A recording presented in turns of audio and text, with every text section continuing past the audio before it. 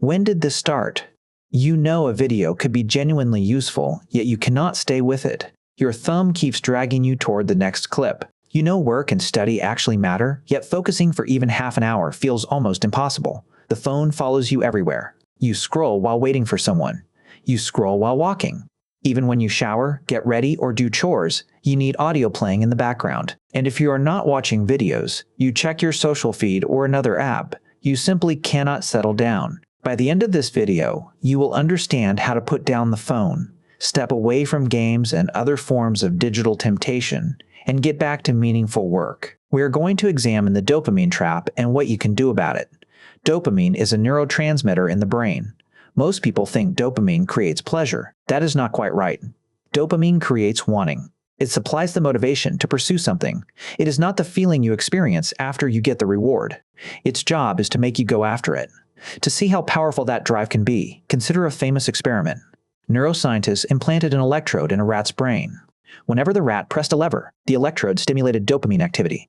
The rat kept pressing for hours. It ignored food, water, and sleep until it collapsed from exhaustion. Then the experiment was reversed. Scientists blocked dopamine activity, and the rats became extremely lethargic. They stopped eating, drinking, and mating. They seemed to want nothing at all. Yet when researchers placed food directly in their mouths, the rats could still enjoy its taste.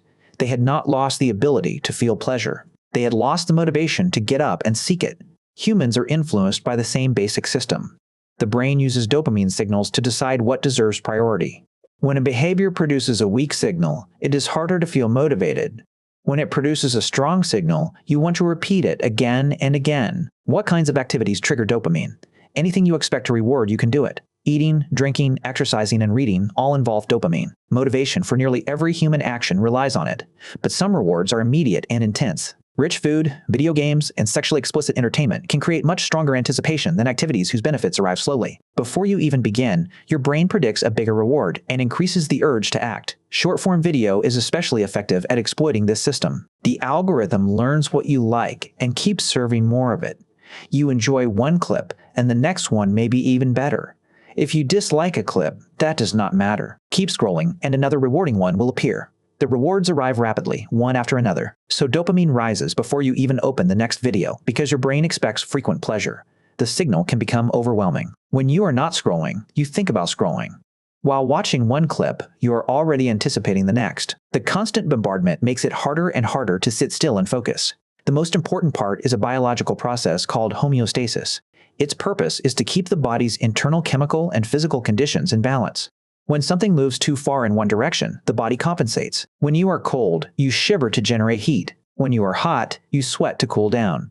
Tolerance is one expression of homeostasis. A medication may have less effect after repeated use. Someone who once became drunk quickly may need more alcohol after drinking regularly. The body has adapted. The dopamine system can adapt as well. After repeated, intense stimulation, the brain may reduce the sensitivity of dopamine receptors. In simple terms, you build tolerance. Ordinary activities such as working, studying, exercising, and reading then feel much less motivating. At the same time, your brain starts expecting a high level of stimulation. You keep reaching for activities that deliver fast rewards. If you are not gaming, you watch short videos. If you are not watching videos, you check social media. Even without the phone, you may work for a few minutes, then stand up for water or invent another small distraction just to receive a tiny reward. At that point, you resemble the rat repeatedly pressing the lever, focused only on obtaining the next dopamine hit.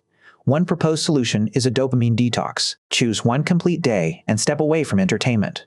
Avoid the things you normally use for quick pleasure.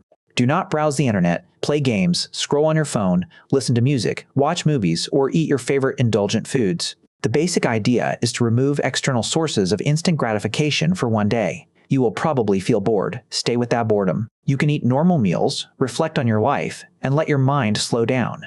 The next day, ordinary tasks may feel easier to begin. Work, study, exercise, and reading may hold your attention again. You may also feel less pulled toward habits that you know are not helping you. If you want to maintain that feeling, try a lighter version each week. Pick one day and one high-stimulation activity. Avoid that activity completely for the entire day. Everything else can continue as normal, but the chosen activity stays off limits. You can adjust both approaches to fit your situation. You might schedule a full low-stimulation day more often, or choose 2 lighter days each week and avoid several high-stimulation activities on those days. The exact structure can be flexible. Ideally, reduce high stimulation habits as much as you reasonably can. Then connect the remaining rewards to actions that support your long-term goals.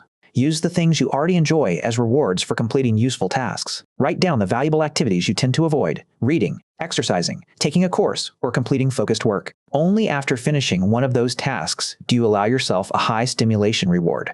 Timing matters. Put the reward after the work or at the end of the day. If you take the intense reward first, the slower task will feel even harder to start. For example, after 1 hour of focused work, you might allow yourself 15 minutes of gaming that evening. After a full 8-hour workday, you might allow a longer session. Those numbers are only examples. Adjust the ratio to your own life. Even with that system, you may still choose a complete low-stimulation day every couple of weeks. That is the full idea. I hope it helps you put down the distractions and return to the work that truly matters.